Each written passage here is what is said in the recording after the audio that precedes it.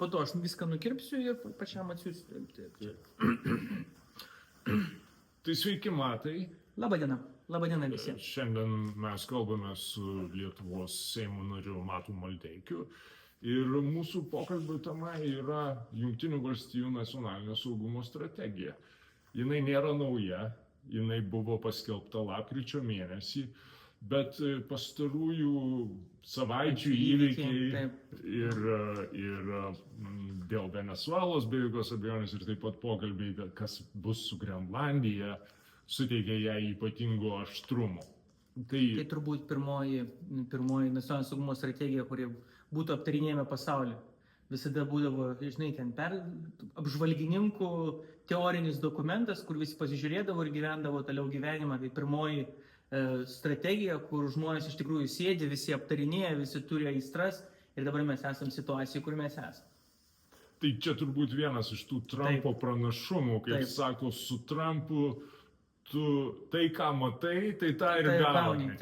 Geras labai realybės šou. Tiesiog iš tikrųjų labai gerą realybės šou jisai padaro visomis prasmėmis. Tai taip mes ir aptaisim. Gerai. Tai, dėl ko verta aptarinėti nacionalinio saugumo strategiją? Jungtinių valstijų, o ne Lietuvos. Pirmiausia, dėl to, kad mes kaip saugumo vartotojai, mes esame priklausomi nuo Jungtinių valstijų įsipareigojimo Europai. Tas įsipareigojimas Europai yra nuo Antrojo pasaulinio karo, bet be abejo jisai kinta, transformuojasi ir atrodo, kad jisai silpnėja. Tai mums reikia iš naujo įvertinti, kaip atrodo Jungtinių Amerikos valstijų saugumo prioritetai tam, kad mes galėtume prie jų prisitaikyti. Tai čia pirmoji priežastis, dėl ko verta aptarinėti. Antroji priežastis yra ta, kad yra labai aiški skirtis tarp ankstesniųjų nacionalinio saugumo strategijų, apie kurias pats šnekėjai, kurios būdavo tokie, kaip ir čia parašyta, reiškia, tokie pageidavimų sąrašai.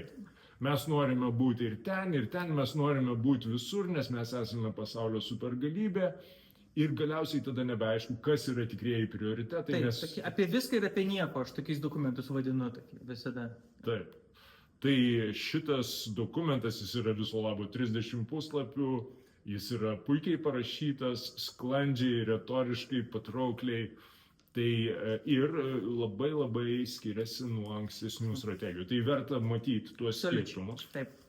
Na ir paskutinė priežastis, ar mes galėsime iš to įžvelgti kažkokias tai Amerikos ateities politikos judesius ar sprendimus, tai ypatingai mums šiuo atveju rūpi Grenlandija ir panašiai. Tai pirmas klausimas, kas pačiam atrodo, kuo ši strategija labiausiai skiriasi, kokie pagrindiniai skirtumai, kurie ją skiria nuo ankstesniųjų įsipareigojimų Amerikos ar savo interesų apibrėžimų. Ypatingai kalbant apie tuos dalykus, kurių mes dar nepaminėjome. Mes paminėjome, kad anksčiau būdavo toksai pageidavimų sąrašas, dabar yra labai koncentruota į labai aiškius tikslus. Manau, kad tai pirmas dokumentas, kurį mes turime popieriuje parašytą, kaip pats turi, kuriame Jungtinės Amerikos valstijos aiškiai deklaruoja vieną dalyką. Šaltasis karas baigėsi, nauja realybė, naujos fronto linijos.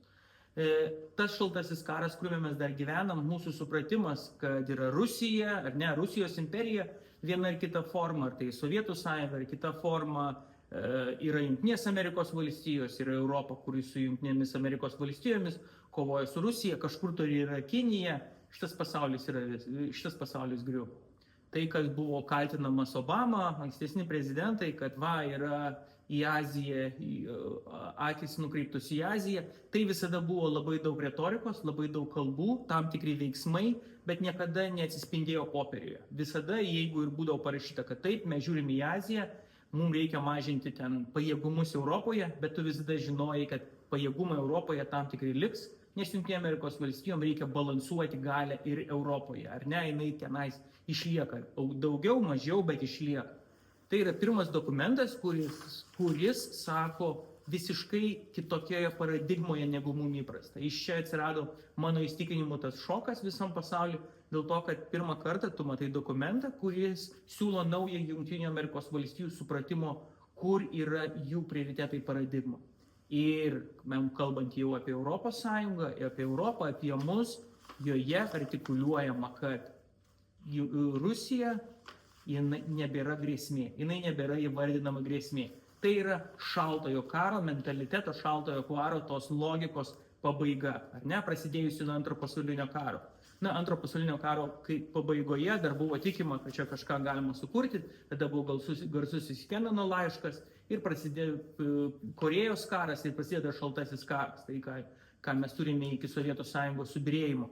Ir tada visą laiką buvo postulatai nepajudinami. Šitas dokumentas, jisai ne retorikoje, ne kažkokiose rinkiminėse programėlėse ir pamfletuose, o aiškiam dokumente įvardina, kad žiūrėkite, Europa mums yra visai kitoks laukas, visai kitoks interesų laukas ir tenais mums reikia vieno dalyko, mums reikia balanso europiečių ir Rusijos radimo kažkokių bendradarbiavimo taškų, kūrimo vienos, nesakoma taip atvirai, kūrimo tam tikros vienos saugumo erdvės, ar ne, nes tai iki galo neįmanoma, bet taškų, kad jūs bendradarbiaujate, jūs randat balansą, jūs sėdit prie vieno stalo ir mes judam toliau ir tokiu būdu mes uždarom šitą temą, jame galima rasti. Ir čionais yra didysis skirtumas. Šaltojo karo laikais ir po šaltojo karo, toje visoje dar inercijoje, kuri vyko, iki dabar to niekada nebuvo. Taip. Tai remiantis pačios strategijos žodžiais, man įdomu įvardinti, aš pacituosiu, kaip įvardinami principai šitos strategijos. Ir čia yra įdomus keli dalykai, tai aš taip pažodžiui pabandysiu išversti. Sako, prezidento Trumpo užsienio politika yra pragmatiška, bet nepragmatistinė, realistiška, bet nerealistinė, kaip čia, reiškia, realizmų grįsta, tai yra galios užsienio politika. Taip, realpolitik vadinamoji. Tai yra galių balansas. Taip, realpolitik, visiškai klasikinė. Tai va tas, sako, ji yra realistinė, bet ne realpolitik, supras. Čia įdomus planas. Principinga, bet neidealistinė. Gražiai formuluoja, gražiai turiu pripažinti, labai gražiai. Raumeninga, bet nevanagiška. Tokia MAGA, dėl to, kad jie respublikonai puikiai žino, MAGA, jų visa ideologija yra apie tai, kad jokių intervencijų, jokių kišimusi, mes turime savo interesus, savo logiką ir jokių kišimusi negali būti į užsienio santykius, mes turime kurti pasaulį, kuriame Jungtinių Amerikos valstijų interesai visų pirmi ir tokios intervencijos, kaip buvo Irake, Afganistane, tai yra praeitis ir tai buvo toksiška ir mums tik tai sukėlė daugiau problemų, ar ne? 4 trilijonai išleisti kosminiai pinigai, rezultatų realiai nulis, Afganistanas ir visi tie dalykai, dėl to tos intervencijos yra labai labai jautri tema ir apie tai turbūt čia mes ir logika tokia. Na ir paskutinis apibūdinimas, principų apibūdinimas yra, kad ši strategija nėra grįsta jokiom tradiciniam ideologijom. Ji yra sveiko proto strategija, tai yra viskas, kas veikia, kas teigiamai paveikia Amerikos interesus, yra košer. Labai, tiesą pasakius, labai tokia šiuolaikiška ideologija, visa, kas kuria pridėtinę vertę man. Iš esmės tokia, per ekonominę prizmę, viską, kas kuria pridėtinę vertę, viena ar kita logika. Ar per ekonomiką, ar per politiką, ar per saugumą, tai, kas kuria erdvę. Mes neįsistatom savęs į rėmus jokius, mes tiesiog tenais, kur mes galim pasiimti dividendus, mes juos pasiimam, o daugiau ne mūsų, taip sakant, pupos.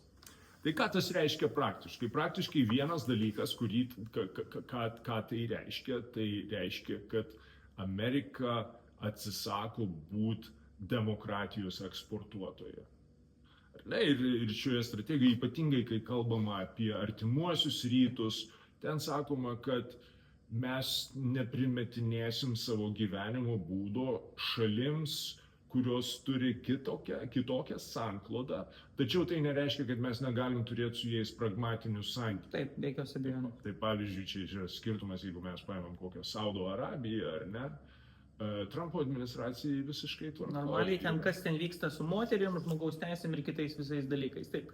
Bet Junktinių Amerikos valstijom visada tai buvo, jinai nepastebėdavo tam tikrų dalykų į Saudo Arabiją, kaip pastebėdavo kitoj. Tai šito atveju čia toksai įgarsinimas tai ir užfiksavimas tiesiog realybės. Klausimas yra kitas ir čia jau mano filosofinis klausimas yra. Ar Jungtinės Amerikos valstijos galėtų ir apskritai dabar eksportuoti demokratiją, ar tai būtų galima atsižvelgiant į ką virsta pačios Jungtinės Amerikos valstijos, į ką virsta Trumpo Jungtinės Amerikos valstijos, jeigu taip įgarsint. Ar ne, mes turėsime neužilgo midterm elections, galbūt ten kažkas pasikeis, bet šiuo metu Trumpas iš tikrųjų, kūrė kitokias Jungtinės Amerikos valstijos. Aš tikrai nesitikėjau, kad jam pavyks taip nulaužti institucijas, taip nulaužti žmonės, taip nulaužti Respublikonų partiją. Demokratų ten net nebuvo ko laužti, nes ten jiem dar daug, nežinau, metų iki kažkokio grįžimo į funkcionalumą ir apskritai išsigryninimo, apie ką jie yra, nes demokratai pasiekė tokio individualizmo, tokie ekspresyvaus individualizmo krizę, sakykime, jie norėjo labai toli. Tie visi tualetai, man viso to kvintesencija yra boksininkė, kuri olimpinėse žaidynėse. Tai turbūt buvo toksai tam tikras simbolis. Jeigu prisimena turbūt žiūrovai, boksininkė, kuri buvo įtariama, kad tai yra vyras, jeigu prisimenat, ir jinai tenais boksuoja ir ten daužo visą tą vaizdą. Ir man tai buvo tokia viršūnė ir simbolizmas, kad atsimenu, aš dar rašiau apie tai, kad žiūrėkite, bus priešinė reakcija. Ir kas yra Trumpas? Trumpas yra iš tikrųjų kontrrevoliucija. Kultūrinė, kas yra MAGA? MAGA yra kultūrinė kontrrevoliucija prieš ekspresyvųjį individualizmą. Ir dabar mes turime visai kitokias Jungtinės Amerikos valstijas. Man, jeigu reikėtų įgarsinti, aš nežinau, ar aš leisčiau savo pasakyti, kad Jungtinės Amerikos valstijos yra 100% demokratija. Peteris Thilas, technooligarchai, tie žmonės, kurie stovėjo pirmoje eilėje. Atsimenat House of Cards, kortų namelis, puikus serialas yra, jame yra labai graži fazė, kurią pasako Woodwardas. Jisai sako location, location, location, vieta, vieta, vieta. Ir vieta, kurią tu užimi, kai, sako Jungtinių Amerikos valstijų prezidentas priesaiką, parodo, kur tu esi visoje hierarchijoje Jungtinės Amerikos valstijos. Dėl to visi nori būti kuo arčiau. Trumpui sakant priesanką, kas stovėjo pirmoje eilėje? Stovėjo Melanija sėdėjo, o už jos stovėjo visi techno-oligarchai. Ar ne? Visi. Zuckerbergas, Bezosas, visi, Elonas Muskas. Visi tie, kurie vadinami dabar buvo pavadinti technofeodalai, ar ne? Man tai yra technologiau oligarchai. Ir jeigu jūs pastebėsit, kokią jie turi galią, kas yra Vensas?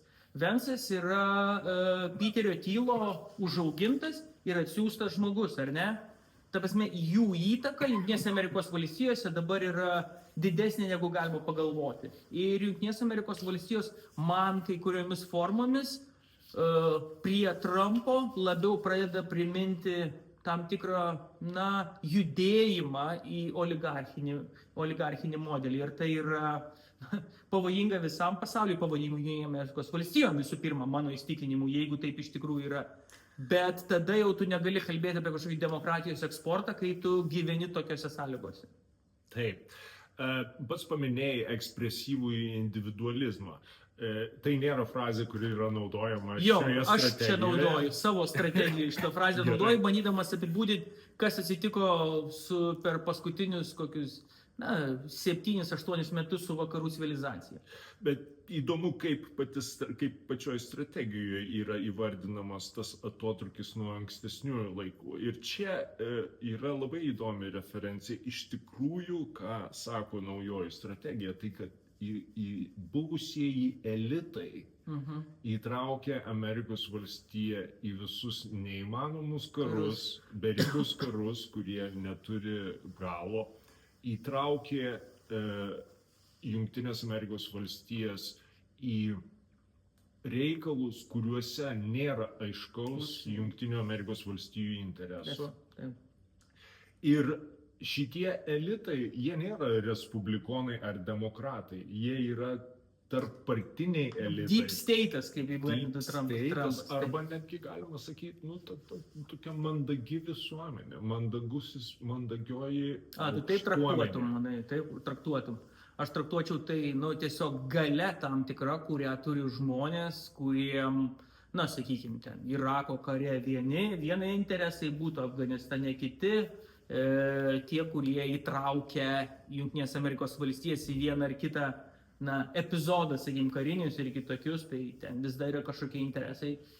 Taip. Bet dėl ko tas elito paminėjimas yra labai svarbus, nes tai rodo vat, tą tokį esminį Trumpo populizmą, kuris yra, vat, mes esame ne elitas, mes esame prieš tą susikloščiusią sąrangą, kuri paneigia žmonėms, tai yra didžiai masiai žmonių, teisę pakeisti Amerikos politikos kryptį, savotiškai monopolizuojant tą politikos darymą. Absoliučiai. Ir čia jie ateina kaip revoliucionieriai, kaip kontrrevoliucija. Jie yra kontrrevoliucija ir man vis dar patinka, kai tokie žmonės kaip Donaldas Trumpas save traktuoja ne kaip elitą. Man čia yra visada mane žavi ir kaip, na, žmonės, kurie balsuoja iš respublikonus, nes dabar respublikonų partijos didžioji dalis rėmėjų yra tie, kurie tikisi, na, tie, kurie pralaimėjo globalizacijos visam šitam žaidime, ne, darbo vietos, visi kiti dalykai, išėjimas į Kiniją, labai daug fabrikų ir įsivaizdavimas, kad Trumpas juos grąžins ir tie žmonės Trumpe mato tą, kuris kovoja už juos. Man tame yra didžiausias paradoksas. Aš labai nemėgstu to žodžio apibūdinimo politiko populistas, nes, na, politikas tam tikrų lygių visi žaidžia su savo rinkėjais. Taip, bet populistas, jeigu jį atskirti populistas klasikinė prasme, jis visada kalbės apie elitą, kaip apie tenai, save prieš pastatys elito, ar ne? Ir ta prasme, tai visada politikas. Jis save sutapatina su paprastu žmogumi. Jisai yra paprastas. Jisai paprastas Donaldas, kuris kovoja už žmogų. Ir yra elitas, kuris va, čia ir dėl to reikia ateiti į tą pelkę. Ir tai yra paradoksalu, absoliučiai neturi jokio ryšio su realybė. Ir, na, bet žmonės tai priima. Tai jeigu jiem tinka, tai tinka.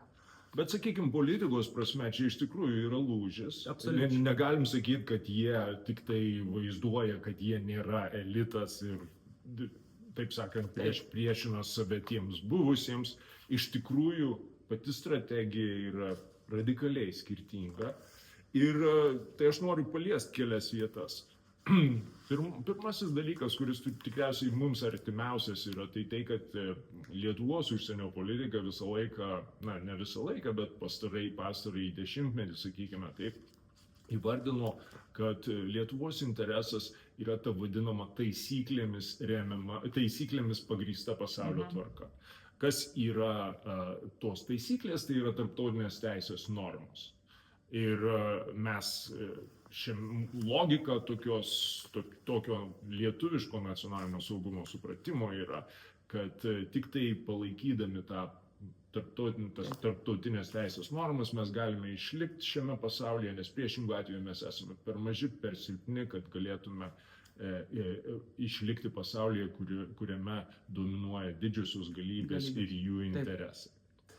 Tai dabar kaip pačiam atrodo, ar šitoj strategijoje dar yra bent kiek vietos tam taisyklėmis grįstai pasaulio tvarkai?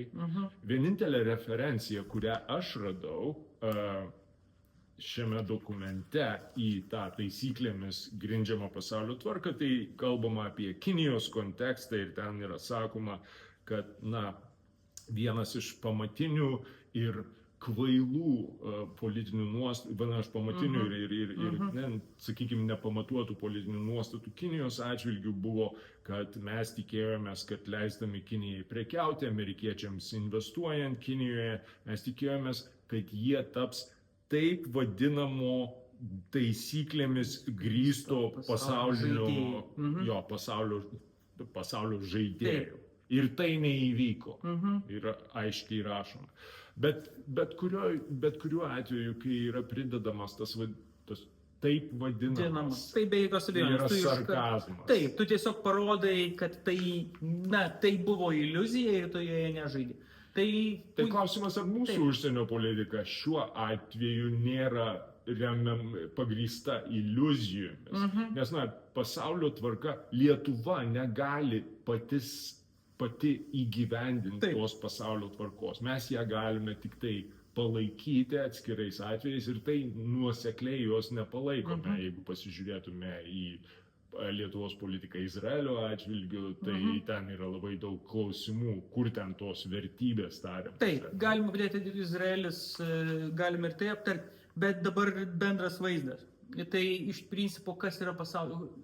Prieisim prie Lietuvos, pažiūrėdami platesnį vaizdą, kaip aš įsivaizduočiau. Kas yra taisyklėmis grįstas pasaulis? Čia yra gražus lietuviškos žodis išmislas. Tai čia yra vakariečių išmislas. Taisyklėmis grįstas pasaulis yra vakarų tvarkos pasaulis. Vakarų civilizacija primeta pasauliui tvarką ir pavadina tai taisyklėmis, kurių turi laikytis visi. Nes yra policininkas, kurio jeigu nesilaikys, ateis policininkas, taip garsinamas Jungtinės Amerikos valstijos, kurios padarys, jeigu tu nesilaikysi. Bet nuo pat pradžių tai buvo vakarų civilizacijos primestos taisyklės ir institucijos joms įgyvendinti. Jungtinės tautos yra puikus pavyzdys. Jungtinės tautos kas yra Jungtinės tautos? Nugalėtojai sukuria organizaciją, yra Jungtinės Amerikos valstijos, Sovietų sąjunga, ar ne, jinai prisijungia prie Jungtinių Amerikos valstijų prezidento pasiūlyto modelio tuometinio, Jungtinės tautas darom, Sovietų sąjunga sako, visai neblogai, čia mums įdomu padalyvauti, nes mes 5 valdysim pasaulį. Ir jie... Saugumo taryba. Saugumo taryba, taip. Nes saugumo taryba nuspręs ir darys dalykus. Ir mes turime tvarką, nes tvarka suponuotų, kad tai yra kažkoks universalus instrumentas, kuris galioja visiems. Bet mes turime Jungtinių tautų saugumo tarybą, kurioje sėdi Jungtinės Amerikos 5 šalis, kur yra Japonija, kur yra Vokietija, kur yra kitos galybės, kur yra Indija. Jų nėra, taip? Ir tos šalis žiūri į tai ir turi apie tai savo nuomonę. Taip, kokia nors Vokietija priima tai kaip pralaimėjimo Antram pasauliniam kare rezultatą ir jos tenais negali būti. Bet tenais nėra, ir Japonija taip pat turbūt save traktuoja, bet kokios nors Indijos nebuvimas keistas dalykas. Dabar vėlgi, jeigu mes sakom, kad Antrasis pasaulinis karas jau baigėsi ir ta epocha ir Šaltojo karo baigėsi, vėlgi Jungtinėse tautose niekas nesikeičia, ar ne? 5 sėdi, 5 balsuoja, susirenka, pasišneka, vienas kitą vetuoja ir išsiskirsto. Ar tai apie universalę tiesą ir teisingumą? Be jokios abejonės ne. Ir taip, jeigu mes paimsim didžiąją dalį institucijų, mes turime Bretton Woods institucijas, Pasaulio bankas, Tarptautinis valiutos fondas, visos institucijos, tai yra vakarų tam tikros žaidimo taisyklės, sukurtos, kurias priima likęs pasaulis. Jisai likęs pasaulis sėdėjo, tylėjo ir jas primė, kai jisai neturėjo galimybės, pasakyti tai, ką iš tikrųjų galvoja. Ir atsitinka 2008 metų krizė. 2008 metų krizė yra atskaitos taškas visam. Tuo metu baigėsi ne pasaulio tvarka, vakarų sukurta po Antrojo pasaulinio karo, tuo metu simboliškai Lehman Brothersuose subankrutavusiais ir tie vaikinai, kur su dėželėm eina, ar ne, Wall Street'e, tai simbolizuoja vakarų civilizacijos galios pabaigą. Jinai prasideda su Kristupu Kolumbu, kuris išplaukė, mes atrandam naujas teritorijas ir pradedam daryti pasaulį, ką mes norime, ar ne, europiečiai. Taip susikuria vakarų civilizacija. Mes dominuojam 500 metų ir mes sukuriam pasauliui tvarką, kurioje visi gyvena. Ta pati Vestfalijos logika, suvereni valstybė. Tai yra Vestfalijos susitarimo pasekmė, valstybė kaip suverenas. Afrikiečiai to neturi. Dėl to taip sunku Afrikoje ten braižytas sienas ir jos ten tie visi konfliktai. Dėl to, kad tai yra vakarų idėja, ar ne, valstybė kaip suverenas. Daug dalykų tai yra vakarų civilizacijos pasekmė. Afrikos sienos nubraižė vakarų kolonialistai. Kolonialistais. Tai apie tai ir kalba. Ką mes apie tai? Mes šiaip 500 metų sukūrėm geriausią galimą pasaulį. Ten pasaulis atsisako vergovės, visų kitų dalykų. Mes turime ekonominį labai didelį augimą, atsiranda vidurinė klasė, atsiranda pramoninė revoliucija, visi gražūs dalykai, bet tame tarpe buvo ir visko vakarų civilizacijai. Ir dabar aš tada tiesiog pabaigsiu tokią logiką savo. Ir tiesiog dabar mes turime situaciją, kai visa tai baigėsi. 8 metai yra atskaitos taškas to pabaigos, kai kritimas įvyksta vakarų civilizacijos galios, jinai pradeda kristi. Prasideda labai simboliškai Gruzijos karas, Putino kalba, kuris sako, jūs mums čia nevadovausit, Kinija, čia man patinka, kur čia viskas juda. Suprantat? Viskas tai juda. Ir mes turime naują realybę. Dabar jisai tiesiog dokumente įgarsina tai, kas yra pasaulio tos taisyklės, Jungtinės Amerikos valstijos jų nebegali užtvirtinti. Dabar jie gali primesti, sakykime, vakarų pusrutulyje. Kaip jie įsivaizduoja, jie primetinės tas taisyklės vakarų pusrutulyje, kaip jiem patinka. Tokia imperija. Pakalbėsime apie Monroe doktriną. Taip, Monroe doktriną. Bet iš esmės, ar aš teisingai suprantu, tu sakai, kad ta taisyklėmis pagrįsta tarptautinė tvarka, tai yra ne kita kas kaip eufemizmas, už kurios slypi siekis išsaugoti esamą status quo. Iš esmės taip, galima ir taip pasakyti. Jis buvo, bet pridėčiau, idealistinis. Įsivaizduojama, kad tai yra universalu. Žmogaus teisės, daug labai teisingų dalykų po to slėpėsi. Aš nekvestionuoju jų gerumo, nes tai yra žmogaus teisės, tai yra demokratijos tam tikra sklaida, institucijos įradimas, šalių ekonomikų augimas. Žiūrėkit, kiek pasaulio pakyla iš to visiškai gyvenimo už dolerį į vidutinį, jau sakykime, kad ir apačią, bet vidurinio sluoksnio tam tikrą logiką, ar ne? Pasaulis, tai buvo sukurtas geriausias galimas pasaulis iš galimų. Atsižvelgiant į, žmonių, aš įsivaizduoju, kad žmogus iš prigimties geras. Bet kai tu skaitai istoriją, švelniai tariant, buvo visko. Čia švelniai tariant. Bet kuriam istorijos epizode. Ir vakarai sukūrė pasaulį, kuris yra geriausias iš galimų. Ir tos taisyklės, kuriuo jisai sukūrė, jos buvo universalios, jų laikėsi ir jie patys. Kartais ten taip eilučių pažiūrėdavo į epizodus, bet jų laikėsi, ar ne ten. Ir jų vertė laikytis likusiam pasauliu. Nebūtinai, tarkim, tarptautinis kriminalinis teismas, amerikiečiai nėra tos konvencijos dalyviai. Tai aš sakau, kartais būna įdomiau tai sutraktuojama, bet visiems kitiems tas galioja, ar ne? Bet kur čia yra lūžis, tai tos transnacionalinės institucijos yra įvardinamos dažniausiai kaip institucijos, kurios veda tolyn nuo Amerikos nacionalinių interesų, pajungdamos Jungtinės valstijas kitų šalių interesams. Ir čia, tarp kitko, mes prieiname prie Europos, nes Europos Sąjunga irgi traktuojama kaip tokia transnacionalinė institucija. Tai pats paminėjai Vestfalijos taiką, tai Vestfalijos taika yra tas atskaitos taškas, kai susiformavo Europos suverenių valstybių sąranga. Ir ši doktrina taip pat grįžta prie Vestfalijos taikos doktrinos, sakydama, kad pirmapradis veikėjas tarptautinėje politikoje yra valstybė, nacionalinė valstybė, o ne transnacionalinės institucijos. Ir čia dėl ko tai yra svarbu, dėl to, kad Trumpas ir Trumpo nacionalinio saugumo strategija Europos Sąjunga traktuoja kaip, sakykime, tokį abejotiną žaidėją ir prioritetą teikia atskirom šalims, kurios, aš čia pacituosiu, kurios yra pajėgios kultūriškai atsinaujinti. Tai man pačiam bus įdomu išgirsti paties reakcijas. Čia keletas citatų, čia kalbant apie europiečius. Aiškiai, viena vertus strategija sako, kad Mums svarbu išsaugoti Europą, mes kultūriškai esame artimi. Mums svarbu, kad Europa būtų ekonomiškai gyvybinga, nes jeigu nebus ekonomiškai gyvybinga, tai nesugebės užtikrinti savo gynybos, o jeigu nesugebės užtikrinti savo gynybos, tai kokia mums nauda iš to? Taip, mes nesuinteresuoti to. Ką mums sąjungininkai, kurie patys nesugeba savimi pasirūpinti.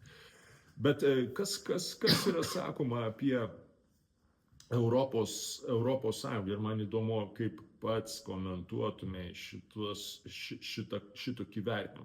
Sako, pirmiausia,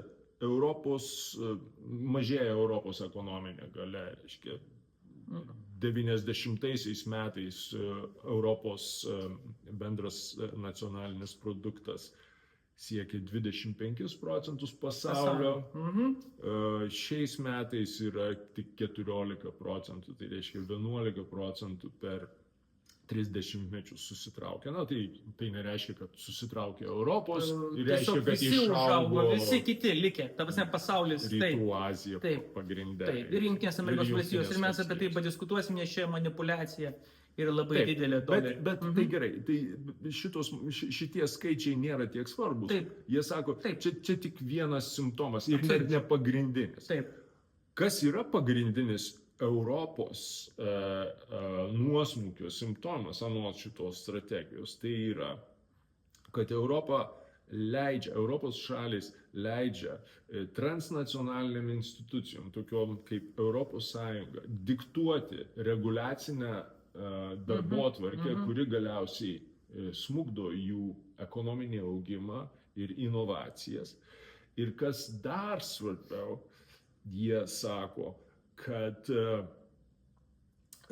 Europos Sąjunga, kuri pozicionuoja save kaip demokratinių vertybių sergėtoja ir puoselėtoja, iš tikrųjų savo politinėmis praktikomis paneigia šituos principus ir ypatingai nacionalinio suverenumo ribojimų, bet taip pat laisvos išraiškos laisvės, reiškia žodžio laisvės ir politinės opozicijos, na, sakykime, persekiojimų. Nors taip nesakoma, taip sakoma, suppression of political opposition. Tai dabar galiausiai strategija sako, kad mums svarbu Europos Sąjunga, ne Europos Sąjunga, bet mums svarbu Europa. Mums svarbu Europa ir mes palaikysime tas Europos valstybės, kurios siekia atnaujinti civilizacinį pasitikėjimą, Europos civilizacinį pasitikėjimą. Tai klausimas pačiam. Taip, tai kelias. Ar Europa yra praradusi savo civilizacinį pasitikėjimą? Civilizacinį pasitikėjimą. Civilizacinį pasitikėjimą jinai praradus visai kitaip. Ir mes tai aptarsim. Pradžia, be jokios atsispirkim nuo apie ką mes šnekam. Jungtinės Amerikos valstijos.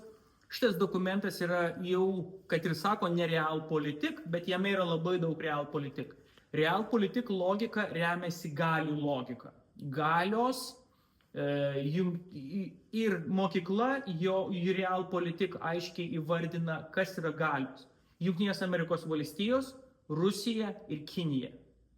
Ir staiga tu turi ketvirtą galią – Europos Sąjunga. Nes po vieną europiečiai yra tiesiog, Vokietija labai turi gerą formulę. Vokietija yra per didelė Europai ir per maža pasauliui. Net Vokietija kaip žaidėjas yra absoliučiai nerimtas žaidėjas, ar ne? Pasaulinių lygių.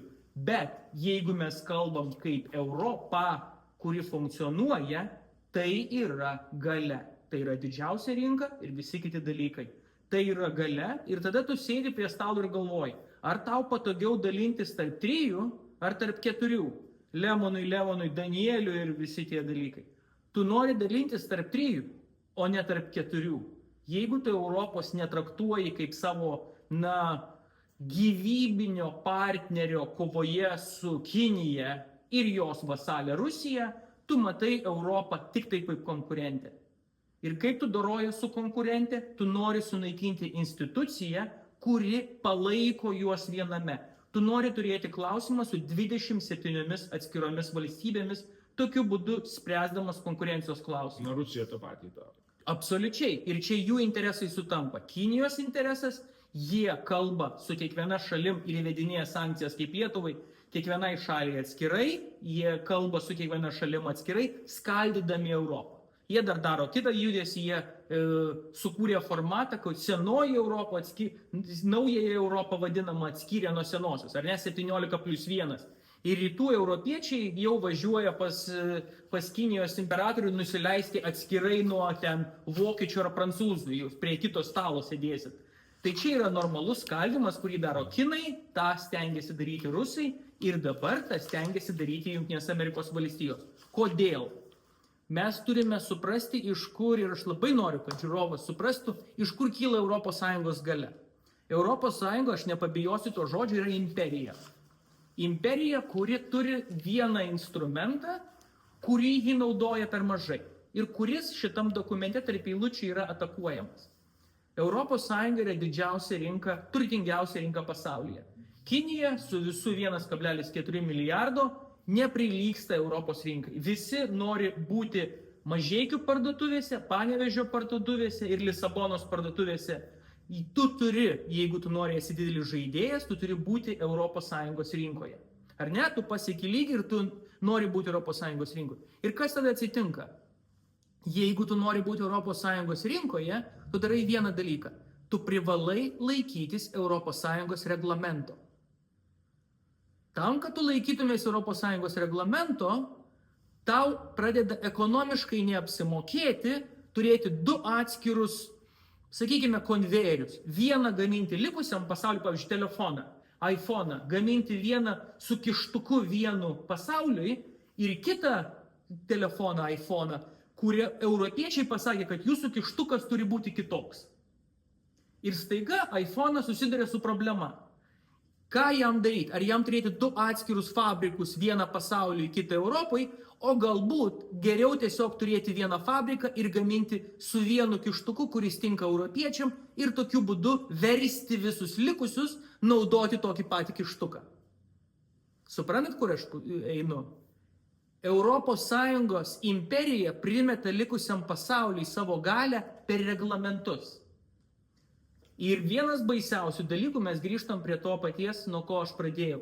Tie žmonės, kurie stovėjo pirmoje eilėje Trumpo kalbant, tai yra techno oligarchai, kaip aš juos vadinu. Jiem reikia ES rinkos, bet jiem nereikia ES. Jiem reikia, kas yra 21 amžiaus nafta? Duomenys. Jiem reikia europiečių duomenys, 500 milijonų Facebooko vartojimo. Vat jūs dabar žiūrite tai per YouTube'ą. Tai, ką jūs darote, jūs kūrėte pridėtinę vertę YouTube savininkam, YouTube akcininkam. Vien žiūrėdami, daugiau nieko nereikia. Tai yra techno feodalizmas, taip vadinamas. Jūs kūrėte jam pridėtinę vertę. Žiūrėdami, tai yra reklama. Ir antras dalykas, dirbtinis intelektas apsimoka ant jūsų poelgių. Kodėl jūs atsidarėte šitą video? Kiek jūs jį žiūrėsite? Kas jums domina? Jūs kūrite pridėtinę vertę kovoje dėl dirbtinio intelekto ateities.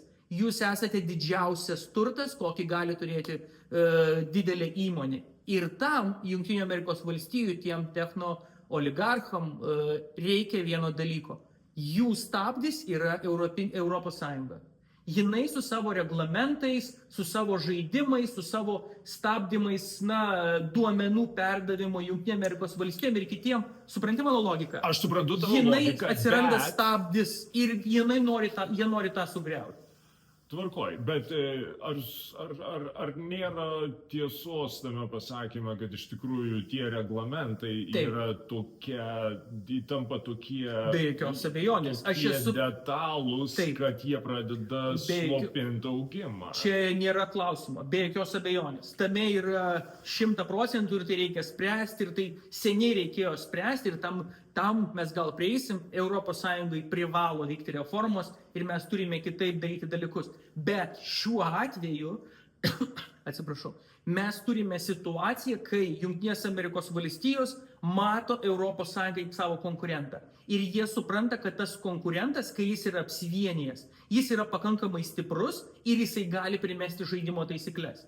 Ir tu nori dalintis pasaulį, pavadinkim taip metaforiškai, tarp trijų. Tu tikrai nenori, kad europiečiai dar atsirastų, tu juos nori turėti savo teritoriją, sakykime, kur tu ten jau po vieną juos išskaldai ir susitvarkai ir pasimi. Tau nereikia tokio darinio, kai jie sėdi prie vieno stalo ir jie priiminėja sprendimus kartu. Ir čia yra labai svarbu atskirti mitą. Briuselis yra susirinkimo vieta. Tas įsivaizdavimas, kad Briuselis primeta mums žaidimo taisyklės ir mes čia visi čia kažkokie Briuselio ten, tas, kas kraštutinė dešinė mėgsta tą naudoti. Tai yra visiška iliuzija. ES ir dabar yra valstybių, suverenių valstybių asociacija, kur susirinkę 27 lyderiai Europos vadovų taryboje. Aš nežinau, kodėl ten važiuoja prezidentas, aš apie tai praeitą kadenciją kalbėjau. Ten didžioji dalis yra premjerai, jie susirenka ir jie sprendžia klausimus europinius. Ir Briuselis yra ta vieta, kuri tuos sprendimus įgyvendina. Ar ne? Briuselis nėra Maskva, kai kartais bandoma. Va dabar Maskva nusprendė. Tai yra melas. Briuselis nėra Maskva. Briuselis susirinkimo vieta. ES sprendimus priima sostinės, kurios suvažiuoja ir sprendžia klausimus. Bet kartais šitom posėdžių salėje vyksta posėdžiai. Lietuvoje tai vyksta Europos reikalų komitete. Tu susirinki, jie balsuoja, Europos reikalų komitete priima Lietuvos poziciją visais europiniais klausimais. Ir kai politikas važiuoja, ar prezidentas, kuris šiuo atveju nelabai prižiūrimas dėl mūsų konstitucijos, nes ne premjeras važiuoja, jie važiuoja ten, jie gauna Lietuvos mandatą. Ir tai yra visada sprendimas. Tai niekada ne apie Briuselis nusprendė ir Briuselis priėmė reglamentus. Tai visada politikų nesąmonių darimas. Leis man grįžti prie tos strategijos. Taip, Bet ačiū. Čia buvo labai, aš manau, svarbu užfiksuoti, kad mes suprastume, kur mes esame. Kontekstas. Taip. Kalbant vėlgi apie Europą, ir čia yra įdomus toks paminėjimas. Strategija sako, Amerikos diplomatija palaikys tikrą demokratiją. Ne tokią retorinę demokratiją. Išraiškos laisvę ir neatsiprašinėjantį ES individualių tautų charakterio ir istorijos, sakykime, kaip celebration. Traktavimą. Ar netgi, sakykime, išaukštinimą. Taip. Amerika palaiko savo politinius sąjungininkus Europoje, kad jie imtųsi šio dvasinio atsinaujinimo ir palaikys patriotinių Europos partijų įtakos augimą. Tai dabar, kas yra tos patriotinės Europos politinės partijos? Ir ką pats manai apie tokį selektyvę preferenciją, nes čia man skamba kaip nacionalinis frontas Prancūzijoje. Absoliučiai, čia yra bandymas skaldyti, sugriauti, suprantimas, kaip gali sugriūti ES, kaip ją galima sugriauti, nes jinai yra pakankamai minkšta savo forma, yra asociacija, kur, sakau, 27 lyderiai susirenka, jie kalba ir tai nėra monolitas, nes monolitą paradoksaliai lengviau kartais sulaužyti, ar ne, negu ten kokią nors vatą. Dėl to, kad vata, jinai prisitaiko. Tai ES, jos minkštumas, kurį mes kritikuojam, leidžia ją išlikti. Ir supratimas, kad būtent tos jėgos, kurias vėlgi, kas tas jėgas palaiko, įvardinam asmenybėmis. Pats didžiausias patriotas pagal šitą logiką yra Orbanas. Nes jisai turi savo traktavimą istorijos, savo logiką ir patriotas Vengrijos žmonių labui. Tai čia yra žmogus, į kurį turi pagal šitą doktriną lygiuotis visi Europoje. Ir mes turėtumėm 27 Orbanus ir tada ES būtų nepaprastai gera. Tai apie ką mes šnekam, suprantat? Apie ką mes šnekam. Tada viskas aišku, koks yra šitų eilučių tikslas. Tai yra sugriauti Briuselį, kad tu turėtum su 27 valstybėmis atskirai pokalbį ir tada tu to pokalbio realiai ir neturi. Jie tiesiog išklauso, nes jie visiškai priklausomi, gaunasi visiškai, ta prasme, subjektiškumas valstybių dingsta. Po vieną, jeigu tu pasimi Europos vadovų tarybos nuotraukas, kartais aš taip pasižiūriu, po susitikimų, kai jie stovi tą family photo dar, ir tu žiūri ir galvoji, kaip jie liūdnai atrodo naujam šitam pasauliu po vieną. Netgi Vokietijos lyderis, kuris stovi, ten Prancūzijos Makronas, jau nekalbame mažesnės valstybės, po vieną, kaip jie liūdnai atrodo. Apie ką tai yra naujam pasauliu? Tai yra apie nieką, ar ne? Realiai, su visa pagarba, bet tai yra, ta prasme, pasaulio prie tokio augimo, kas darosi Azijoje, kaip auga kokie nors Filipinai ar kas nors, kur visai neseniai mes netraktavom tai iš viso kaip žaidėjo, ar ne? Prie jų augimo, tuoj čia bus jie top 10 ekonomikoje, 5-tukuose ir tokios valstybės, kur mums buvo visiškai neseniai, mes įsivaizdavom, kad vakarų civilizacija yra nepajudinamas faktorius tose klausimuose. Tuo jie bus nupusti. Bet kartu nuotraukoje tai jau yra žaidėjas. Ir tu nori 27 Orbanų. Tu nori, kad Vokietijoje laimėtų, kur sako Elonas Muskas kalbas, Alternative für Deutschland susirinkimuose. Kur tikslas yra, kad Vokietijoje kas laimėtų? Le Pen. Ir jos, atsiprašau, Prancūzija ir jos, jaunasis ten berniukas, visai charizmatiškas ir panašu laimės. Leiskit man, ta prasme, šios strategijos kritika ir apskritai administracijos kritika Europos atveju yra ta, kad žiūrėkit, žmonės remia tas partijas. Absoliučiai.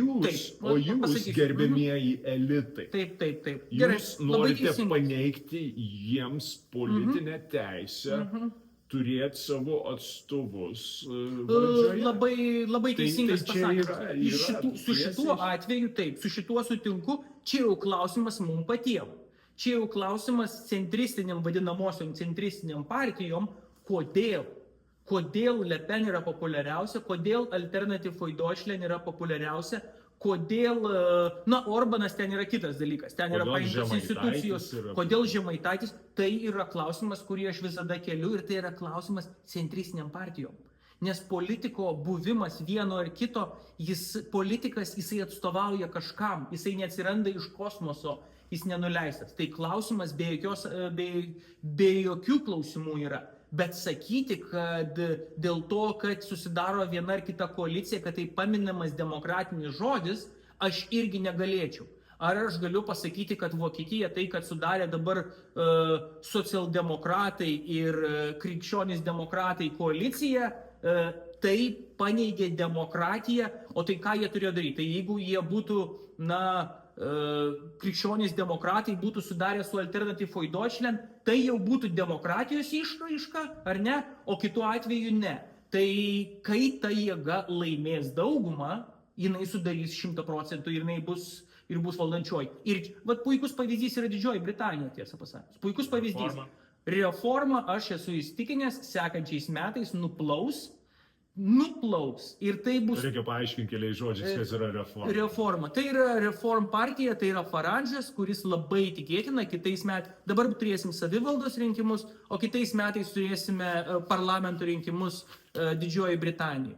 Didžioji Britanijoje ten tokia įdomesnė demokratinė sistema, dėl to, kad tai yra vienmandatės ir vien iš pirmo turo. Tai labai specifinė sistema, kuri visada užtikrino tam tikrą stabilumą, tai visada būdavo arba leiboristai, arba demokratai, ar ne, konservatoriai, arba vadinamoji darbo partija, kaip čia paprasčiau būtų pasakyti. Mes dabar turime situaciją, kaip tikėtina, kad Didžioji Britanija laimės trečioji jėga. Pirmą kartą per jos modernėje istoriją. Dėl to, kad visus užkniso ir vieni ir kiti ir sako, mums reikia trečios jėgos. Ir jinai tikėtina, kad jinai laimės, turės daugumą ir tada niekas nesakys, kad pažeista demokratija, nes jie bus dauguma. Tai šiuo atveju taip, aš sutikdamas, šiuo atveju tai yra klausimas, į kurį aš neturiu atsakymo, kodėl mūsų centristinės partijos daro klaidas, kurias jos daro ir jose gyvena jų netaisydamas, nes tai yra dvi klaidos. Viena klaida yra daryti klaidą, bet dar didesnė klaida yra likti klaidoje. Tai jie daro dvi klaidas ir iš jos nelemia. Tai čia kitas klausimas. Taip, absoliučiai. Bet Jungtinė Amerikos valstijoms, šiai Trumpo administracijai mokinti apie demokratiją, tai vėlgi švelniai tariant man yra keistesnis institutas. Bet jie sako, žiūrėkit, jūs mus mokinate demokratijos, bet pasižiūrėkit, ką patys daro. Jo, šiuo atveju sutinku, aš labai nemėgstu, kai kas nors moralizuoja. Apskritai pasaulyje mažai kas turi teisę kam nors moralizuoti ir nereikėtų nei jų, nei jiem lygiai taip pat mūsų. Mes turime vieną bendrą civilizaciją vakarų ir aš labai norėčiau, va dabar aš visas tame esu, dėl to, kad rašau antrą knygą apie vakarų civilizaciją, kas toliau, bandau sumodeliuoti. Plati tema. Jo, ir aš bandau sumodeliuoti, kaip jinai gimė iš krikščionybės, iš stoicizmo ir krikščionybės, ir kaip jinai tapo tuo, ko jinai tapo, ir ką su ją daryti, kad jinai išliktų. Nes kas baisiausia, visa šitas dokumentas, ar kas ten, kur mes einam, iš tikrųjų vakarų civilizacija pati save greuna. Visomis prasmėmis. Ir mes nesuprantame Daugelis žmonių mastelio. tiki, kad Trumpo atėjimas yra būtent atsinaujinimas vakarų civilizacijos. Jeigu Trumpas yra vakarų civilizacijos atsinaujinimas ir vienintelė viltis, tai mums visiems viskas. Okay. Noriu paklausti apie NATO. Taip. Čia irgi mums yra svarbus klausimas. Ir štai ką sako nacionalinio saugumo strategija apie NATO. Sako, dėka šito Europos civilizacinio nuosmukio yra labiau negu tikėtina, kad už keletų dešimtmečių kai kurie NATO nariai savo daugumą bus nebe europietiški. Aš turiu omeny, čia turbūt turime omeny, kad yra milžiniška migracija, kuri yra pagrinde iš Afrikos ir artimųjų rytų, kuri keičia civilizacinį Absoliučiai, apie tai, ką aš kalbu, vakarų civilizacija, taip. Ir dėl to šitoje strategijoje migracijos klausimams yra skiriama labai daug vietos ir sako ne tik tai, kad mes turėtume sutarti dėl migracijos, bet mes turėtume sustabdyti migraciją. Ir galimai čia Lietuvai yra tam tikras vaidmuo, nes mes buvom Lietuvos vyriausybė, ankstesnė vyriausybė buvo ta, kuri stabdė tą, sakykime, Lukašenkos sukeltą. Fiziškai pastatė Trumpo sieną. Fiziškai pastatė Trumpo sieną. Tai dabar, ar čia rimtas argumentas dėl to, kad jeigu dabartinės migracijos tendencijos tęsis, tai tarkime Prancūzija, Vokietija. Be jokios abejonės, man tai yra, kai aš sakau klausimus centristinių partijų, tai man yra vienas didžiausių. Ir tai yra tiesiog dovana kraštutiniam partijom, ir šito aš iki galo savo negaliu artikuliuoti. Kodėl toks yra mentalitetas ir toje klaidoje sėdim. Nes jeigu buvo kažkada dar tikima, kad tai yra sprendimas darbo rinkai ir gavimas vartojimo viduj, tu sprendi tartum du klausimus. Tu gauni pigią darbo jėgą ir tu gauni vartojimo šalies viduje. Tai yra jau visiškai aišku, kad tu nelaimi šitam žaidime. Ir kas baisiausia, kad europiečiai... Nelaimi kodėl? Dėl to, kad tu negauni savo kultūrinį identitetą. Taip, ir tu prarandi visuomenėje struktūrą, pavadinkim visuomenės tokią tekstūrą, kas yra visuomenė, tu pralaimi tame. Tu pralaimi ir tai yra žymiai didesnė problema. Klausimą dėl darbo jėgos europiečiam, Lietuva yra puikus to pavyzdys, reikia spręsti visų pirma per našumą. Tai yra našumo klausimas. Našumas ES seniai nebeauga taip, kaip jisai turėtų augti. Čia didžioji problema. Ir našumas neauga būtent dėl migracijos, dėl to, kad verslas tai sprendžia paprasčiausiu būdu. Tu žinai, kad tu atsiveši ir tokiu būdu tau nereikia auginti našumo. Tu tą išspręsi su pigia darbo jėga. Ir čia yra didysis klausimas, kurio aš niekaip negaliu suprasti, kodėl tai nėra suprantama. Lygiai taip pat su vartojimu tai nesprendžia. Demografija yra prasta. Aš tiesą pasakius vėlgi, čia turėčiau, jeigu aš žiūrėčiau tiem žmonėm, kurie rašė šitą strategiją akis, aš paklausčiau, kaip atrodo Jungtinių Amerikos valstijų kariuomenė. tie šauktiniai, kai aš matau Junktinių Amerikos valstijų kariuomenę, pagal, ten ta prasme, Junktinės Amerikos valstijos, kai jos rašo šitą strategiją, ten atrodo viskas yra tiesiog puikiai.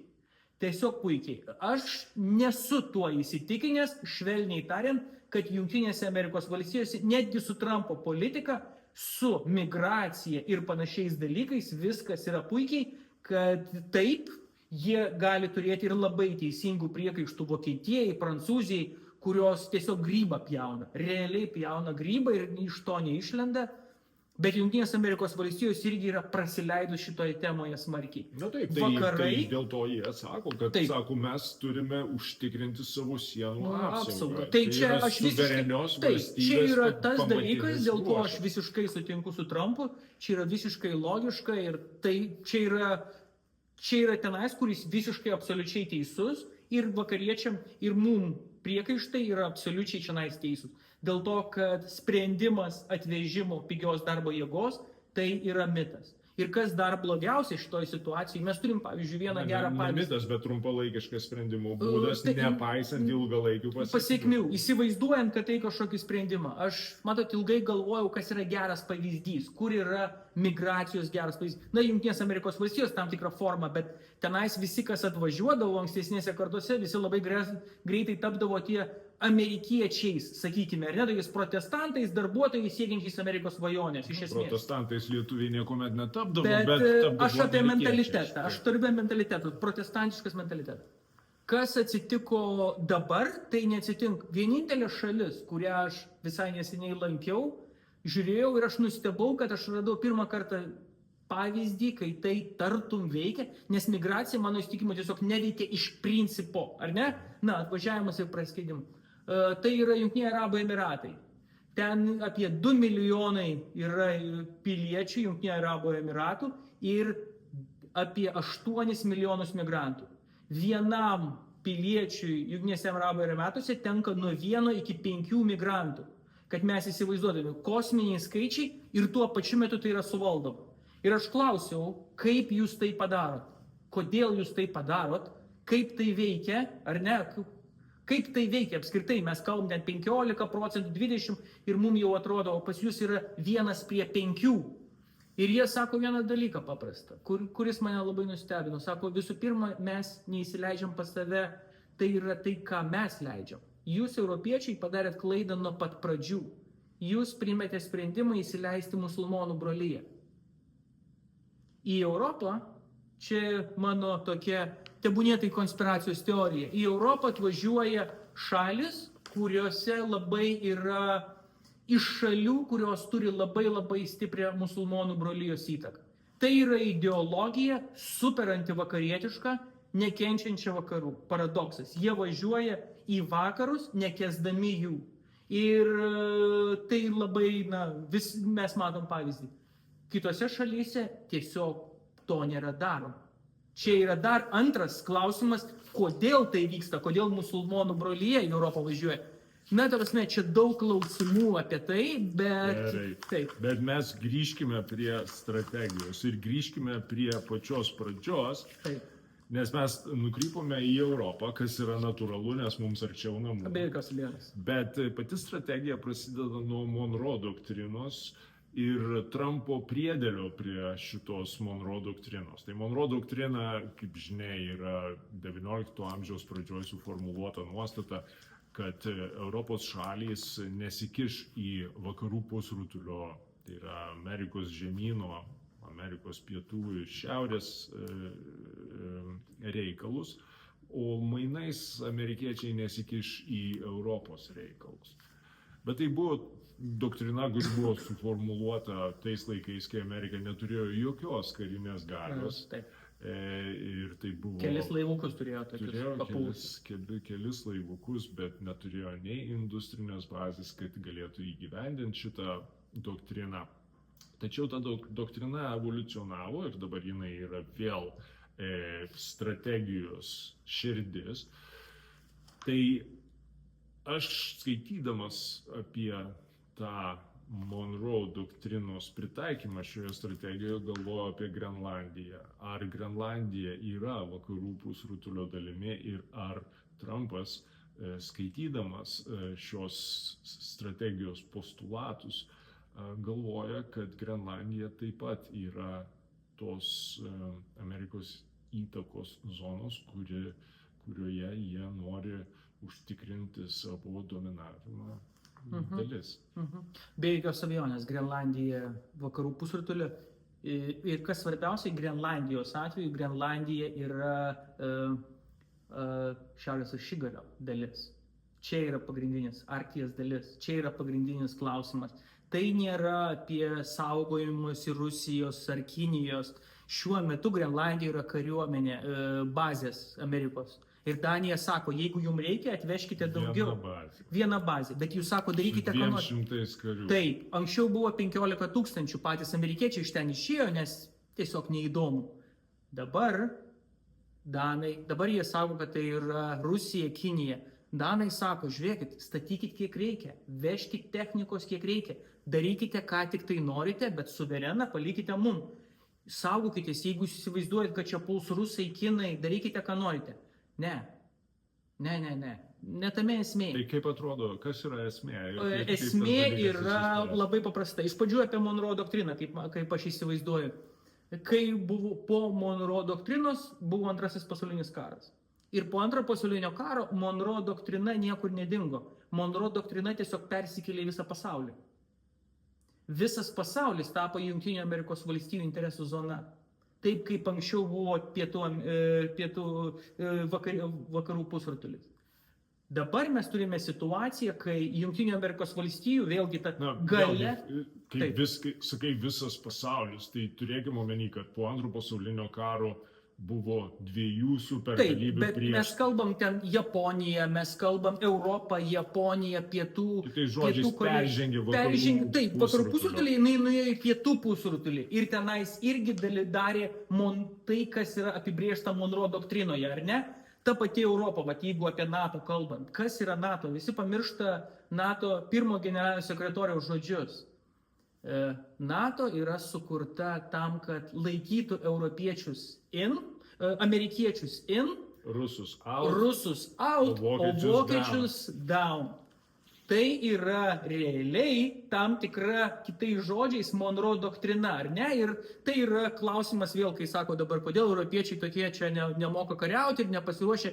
Tai yra NATO tikslas ir buvo tam sukurtas, kad būtų visi Europoje down, o neturėtų tas. Tai kad jie neišsigastų Vokietijos, nes visi buvo persigandę Vokietijos. Kad jie gali grįžti.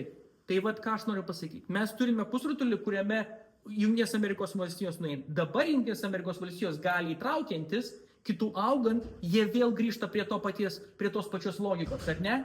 Prie tos pačios mes sakome, kad ištraukė Monroe doktriną. Ne, tiesiog jie iš vieno pusrutulio grįžta į kitą ir čia tiesiog susikoncentruoja čia, iš kur jie ims resursus. Grenlandija yra kitas klausimas. Grenlandija yra klausimas, kuris yra apie Arktį. Ir tai yra, kaip mes girdime, kad Trumpas netiki... Apie resursus. Be jokios abejonės. Ir tai Arktis ir yra resursai. Kai mes girdime, kad Trumpas netiki globalinio atšilimu, tai aš tiesiog turiu pasakyti, kad Trumpas, Xi Jinpingas ir Putinas globalinio atšilimu tiki daugiau nei Greta Thunberg. Jie yra didesni globalinio atšilimo tikėtojai nei Greta Thunberg. Ką aš turiu omeny? Jie pradeda dalintis Arktį, kai ten bus tiesiog galimybės išgauti dalykus ir galimybė projektuoti galią. Kinija jau pabandė naują prekybos kelią. Iš Kinijos prekės ėjo per Rusijos Šiaurės jūrą ir pasiekė Europą. Man taip atrodo kokią savaitę greičiau, negu tai per tradiciniu keliu. Bet tik tai 2 mėnesius per metus. Ką tai reiškia? Kai vyks globalinis atšilimas, tai pasikeis iš esmės. Ne. Tai pasikeis iš esmės. Rusija, Kanada ir Skandinavijos šalis bus didieji globalinio atšilimo laimėtojai. Čia yra problema ir tas klimato atšilimas, jisai vyksta. Ir Trumpas tai supranta, Putinas ir Xi Jinpingas. Ir jie visi eina į Arktį. Sekantis didysis konfliktas bus dėl Arkties. Dabar yra dėl Ukrainoje, be jokios abejonės fizinis karas, bet šiuo metu tarp Jungtinių Amerikos valstijų Kinijos karas yra technologijos, Arktis, kuris įjungia į Rusijos žaidimas ir artimasis kosmosas, technologijos artimajam kosmosui, nes ten spręsis dalykai. Tai jie pradeda kovą dėl Arkties. Ir jeigu tu nori kariauti dėl Arkties, tau reikia Grenlandijos, nes kartu su tai yra iš karto įlendimas giliai į Arktį. Na, ir tai yra resursai, ir antras tai yra logistika. 21 amžiaus vienas iš pagrindinių faktorių bus logistika. Šylant klimatui tenais, logistika per viršų, pavadinkime, tai taps vienu strategiškai svarbiausių dalykų. Taip kaip 19-20 amžiui visi kovoja dėl Sueco kanalo, ar ne? Visi ten mušės, 20 amžiui ten visi kalėsi ir Jėzus Marija ten, kur čia, kaip pravažiuoti, kam priklauso, ten ta pati Panama, ar ne, buvo kokios aistros. Tai ateityje... Panama buvo Amerikos protektoratas, ten jie pastatė visą tai. Tai ateityje tai bus kelionė per šiaurę, nes per šiaurę, jeigu tu pažiūri, staiga tas gaublys atrodo visiškai kitaip, tavo susisiekimas tampa žymiai artimesnis. Kokia paties prognozė dėl Grenlandijos? Kaip išsispręs šitas klausimas? Aš manau, bus didelis spaudimas, jisai vyks iki rinkimų, kaip čia lietuviškai, midterm elections Jungtinėse Amerikos valstijose, iki vidurio rinkimų bus didelis spaudimas. Šiais metais į rinkimai, aš manau, kad atstovų rūmus laimės demokratai, kaip atsvara, bet mano logika yra tokia, Jungtinės Amerikos valstijos spaus Grenlandijos separatizmą, sakydama darom vieną paprastą modelį. Jūs gaunate suverenitetą vidaus politikoje ir mum atiduodat užsienio ir saugumo politiką. Ir be abejo resursus, biški čia pakasti. Kuo tai skiriasi nuo dabartinės Grenlandijos sąrangos, kur Danija tokį pat modelį... Tai paimti iš esmės tai iš Danijos tą modelį... Kodėl Grenlandijos žmonės norėtų sutikti, kad atiduot tą patį Jungtinėms valstijoms? Na, aš sakau, aš įsivaizduoju, ateis paketas, sakys pinigai, visi turės Trumpo tas kepurėlės gaus, visi gaus pinigų, iškas, duosim miškase. Ta prasme, bus gražus, tikrai gražiai supakuotas, tikrai jau Trumpo administracija tikrai mokės gražiai supakuoti paketą, pasiūlant grenlandiečių. Aš irgi esu įsitikinęs, kad nepavyks, bet aš vis dar stadijoje, kai aš netikiu, kaip, na, ten net nereikėtų išsilaipinti, čia tiesiog jie išeina iš bazės ir vaikšto po salą, kad mes galėtumėm turėti situaciją, kai Jungtinės Amerikos valstijos kariniais būdais sprendžia Grenlandijos klausimą. Pakalbėkime apie Taivaną ir tuo ir užbaigsime. Aš prieš skaitydama šią strategiją kažkaip tai galvojau, kad Taivanas irgi nebebus Jungtinių valstijų prioritetas, bet jis yra prioritetas. Taivanas įvardinamas kaip kertinis taškas toj vadinamoje pirmojoje salų grandinėje. Pirmoji salų grandinė tai yra nuo pat Kurilų salų, nuo pat Kamčiatkos per Japoniją einanti salų grandinė, kuri atskiria tas artimasias Kinijos jūras, tai yra pietų Kinijos jūra, rytų Kinijos jūra nuo Ramiojo vandenyno. Ir kadangi tos jūros yra seklios, ten povandeniniai laivai yra lengvai aptinkami, tai iš esmės ta pirmoji salų grandinė yra Jungtinių Amerikos valstijų būdas atriboti Kiniją nuo Ramiojo vandenyno ir taip užtikrinti savo dominavimą Ramiajame vandenyne. Tai dabar ta pirmoji salų grandinė yra pakartojama. Čia vienas iš tokių dalykų, kuris atsikartoja iš ankstesnių doktrinų, iš ankstesnių nacionalinių saugumo strategijų. Tačiau vienas svarbus pokytis yra, kad reikalaujama, kad iš tikrųjų visos šalis prisidėtų prie šios gynybinės, sakykime, užtvaros išlaikymo. Tai pirmiausia liečia Japoniją, Pietų Korėją ir patį Taivaną. Ir Australija dar kažkiek, būtent. Na, jie taip pat mini Indiją, kad Indija yra svarbus žaidėjas, čia jie nori, kad Indija prisijungtų. Tai kaip šioje šviesoje atrodo mūsų ankstesnės vyriausybės įgyvendinta Taivano politika, ar mes ją turėtume tęsti, plėtoti, palaikyti ir ar tai įsipaišo į Amerikos interesų lauką? Praeitos kadencijos vyriausybės logika ir strategija buvo, aš manau, klausimas yra tame. Projekcija buvo, kad mes turėsime ar Trumpas, ar kitas prezidentas, bet kuris Junktinių Amerikos valstijų prezidentas bus antikiniškas. Mes turėsime antikinišką Junktinių Amerikos valstijų prezidentą ir mūsų pozicija aiški vertybinė, taip pavadinama vertybinė, aš nežinau, kas yra vertybinė politika, nes visa politika yra vertybinė, viena ar kita, tik klausimas kokios vertybės.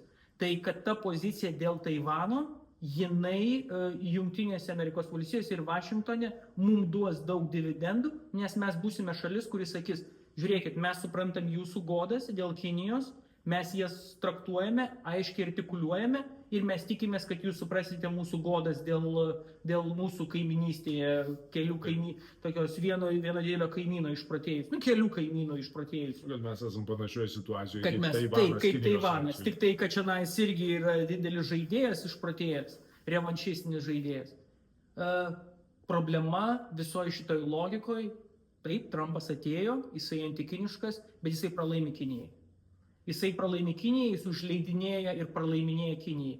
Ir projekcija mano, bent jau, sakykime, aš apie save tik tai galiu kalbėti, projekcija buvo visiškai kita, aš įsivaizdavau Jungtinės Amerikos valstijos, kurios meta iššūkį Kinijai. Kol kas Kinija laimi ir Kinija laimi smarkiai. Visomis prasmėmis. Čia yra kitos temos diskusija turbūt, nes čia labai įdomi tema, apie kurią nieks nešneka. Ir projekcija buvo ta. Jungtinės Amerikos valstijos tai yra 21 amžiaus pagrindinis konfliktas ir mes parodom savo aiškę poziciją, mes esam su jumis čionais. Neišplaunam kažko, kad po to sakytų, palaukit, jums reikia dabar mūsų pagalbos, o kur jūs buvot, kai mums reikėjo. Ne, mes sakysime, jūs žinote, kad tai buvo. Kai kurie Trumpo administracijai tai visiškai užfiksuoja, jie tai užfiksavo ir tai labai gražiai primė, atsižvelgiant tuo labiau, kad Taivanas turi labai įtaką Vašingtone. Tarsi labai didelį įtaką. Reikia suprasti, kad tai yra labai įtakinga valstybė, tai Jungtinėse Amerikos Vašingtone. Šitai atsispindi ir strategijoje, jie minė apie puslaidininkus. Ir vienintelė problema, kurie atsitiko, tai kad Trumpas retorikoje jisai meta iššūkį, bet darbuose jisai pralaimi.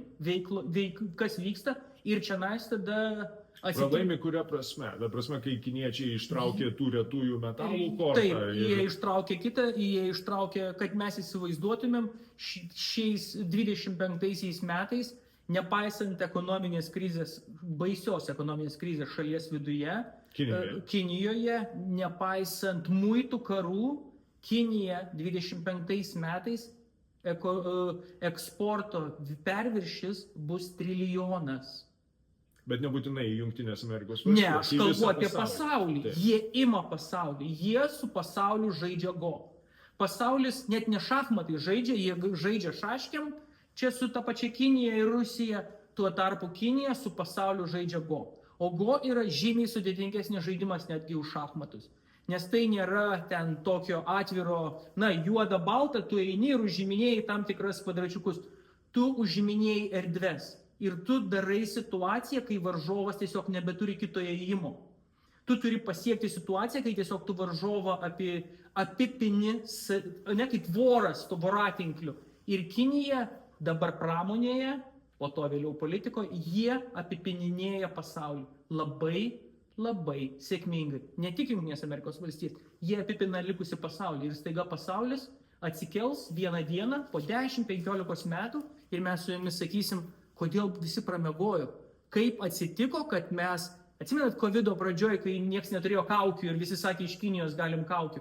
Mes atsidursim pasaulį, kur bet kokia prekė staiga paaiškės, kad be Kinijos mes jos negalime gauti. Tai šitos strategijos vienas iš kertinių momentų yra Amerikos reindustrializacija. Bet Trumpas, tai ką jis daro, sakykime, Europos atžvilgių, jisai atstuminėja mus. Be Europos jis neturi jokių šansų prieš Kiniją.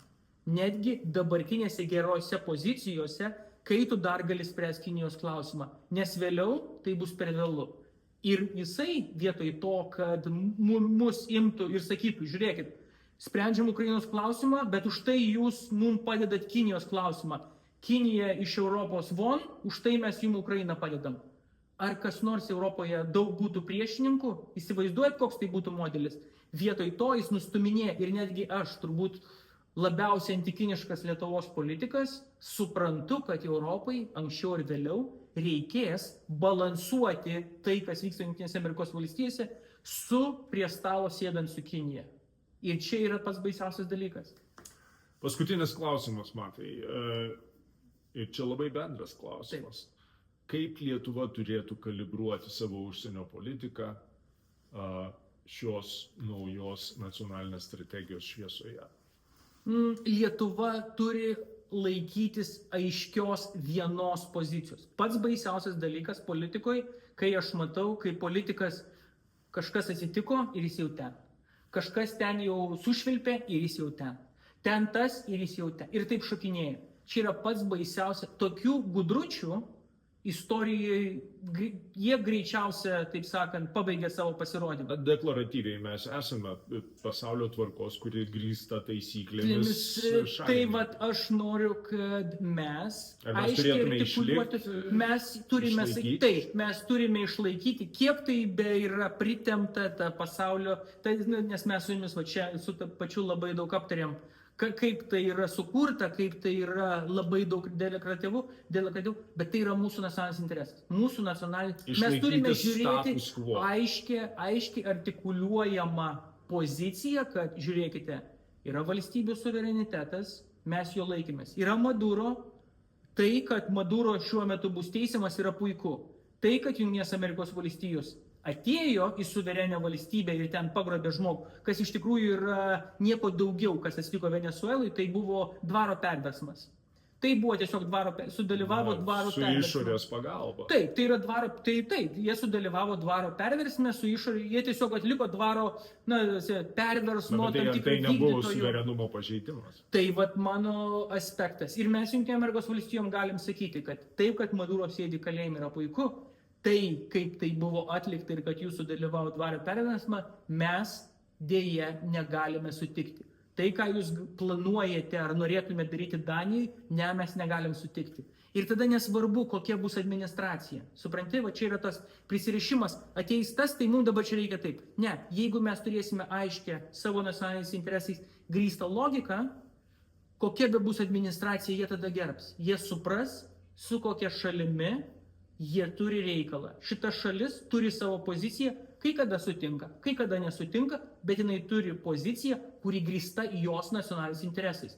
Ir kaip aš suprantu, Trumpas ir sako, grįskite savo poziciją nacionaliniais interesais. Būtent. Tai neprieštarauja Trumpo pozicijai. Ačiū labai, Matai. Ačiū Jums ir ačiū žiūrovams, kurie žiūrėjo ir susiklausė. Sudėjau.